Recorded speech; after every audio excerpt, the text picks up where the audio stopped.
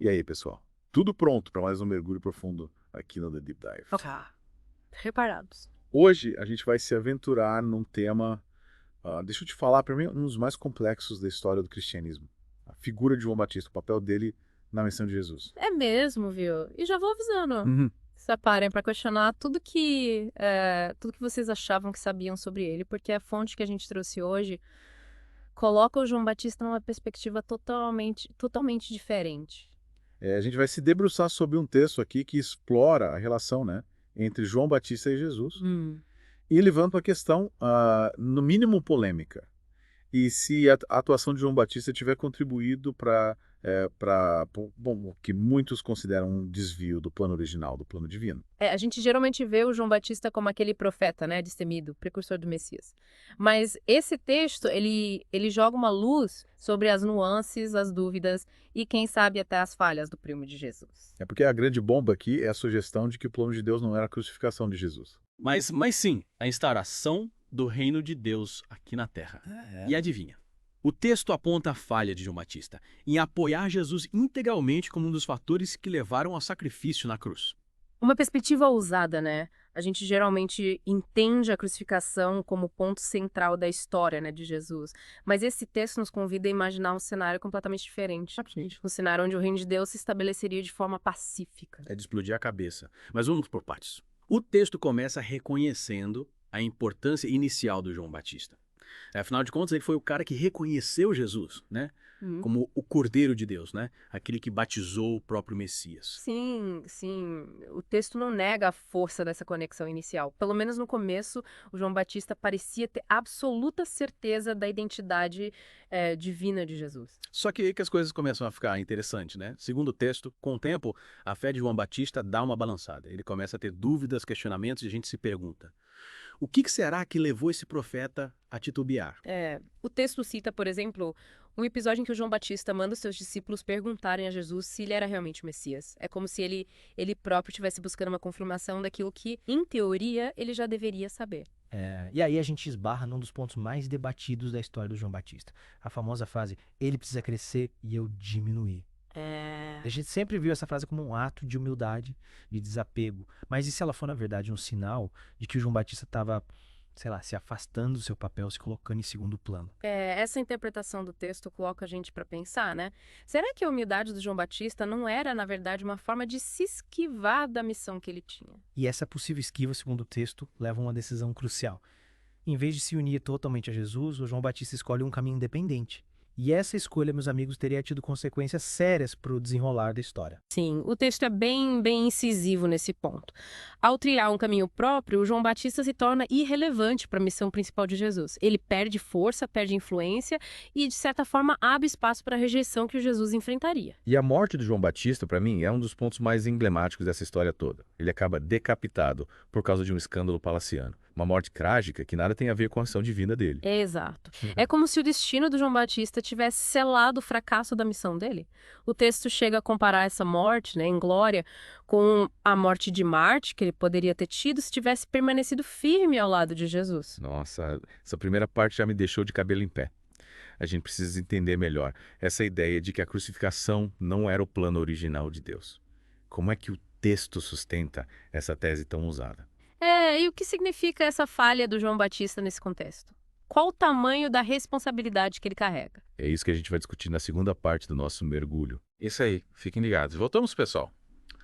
Para a segunda parte do nosso mergulho, lembra daquela ideia, né, da crucificação não ser o plano A de Deus? Sim. Hum. A gente parou na parte em que o texto começa a destrinchar essa ideia, né? Queria entender como ele sustenta essa tese. Afinal, a gente sempre aprendeu, né, que a crucificação era tipo o ponto central do cristianismo, o sacrifício máximo, né? Mexendo com os alicerces da fé cristã aqui. Mas o texto, ele argumenta que a crucificação foi uma consequência da rejeição a Jesus. Uma espécie de plano B, digamos assim. Depois que o plano a instauração pacífica do reino de Deus, foi por água abaixo.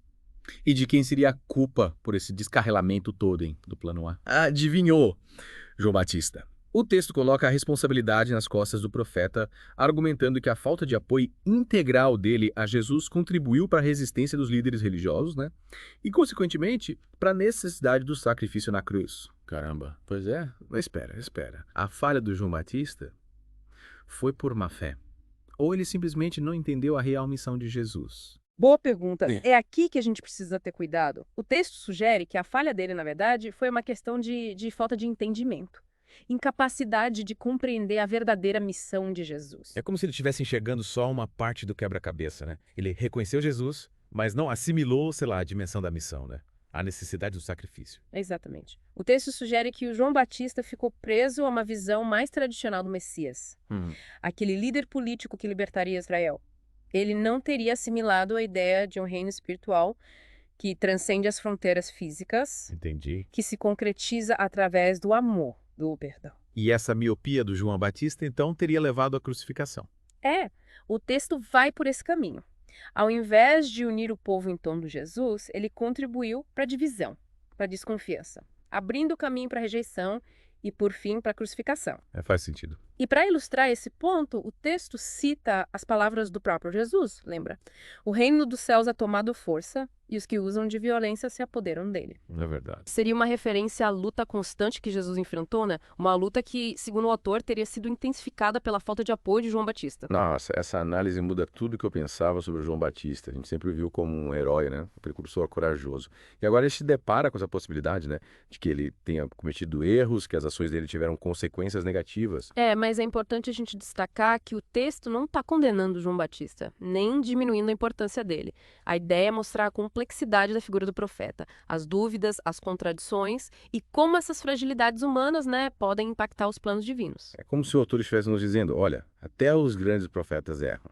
E a gente precisa estar atento a isso para não repetir os mesmos erros, para não deixar que nossas próprias limitações impeçam a realização do plano de Deus. É isso. E aí fica a pergunta.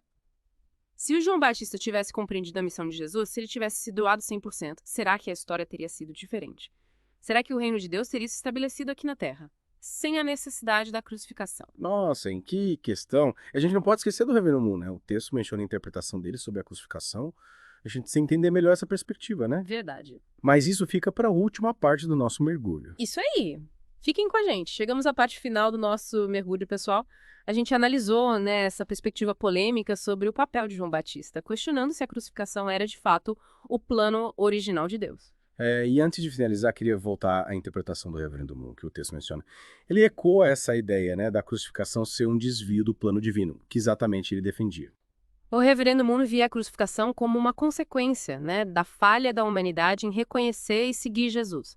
E para ele, a falha de João Batista em unir o povo em torno do Messias teve um papel crucial nesse processo. Ou seja, se João Batista tivesse cumprido a missão dele, a mensagem de Jesus teria sido aceita por todos e a crucificação não teria acontecido. Essa era a visão do Reverendo Moon. Para ele, o plano original de Deus era estabelecer o reino dos céus aqui na Terra. Um reino de paz, justiça e amor. E Jesus seria o rei, né, o líder da humanidade. Faz sentido. Mas, poxa, se a gente for seguir essa linha de raciocínio, a culpa da crucificação é nossa, da humanidade, e não de Jesus. É uma interpretação forte, né? Mas o texto nos leva a refletir sobre a nossa responsabilidade nesse processo. Será que a gente realmente entende a mensagem de Jesus? Será que a gente está fazendo a nossa parte, né, para construir esse reino de Deus aqui? E aí a gente volta para aquela frase de Jesus, né, que o texto cita. O reino dos céus é tomado à força e os que usam de violência se apoderam dele.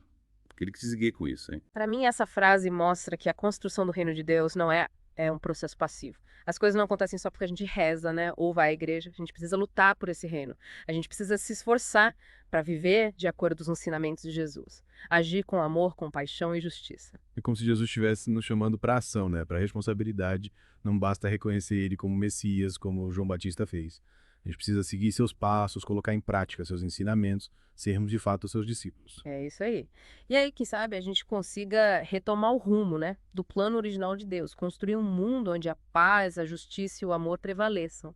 Um mundo onde a crucificação não seja mais necessária, porque o reino de Deus já vai estar estabelecido. E aí, pessoal, o que vocês acharam? João Batista falhou.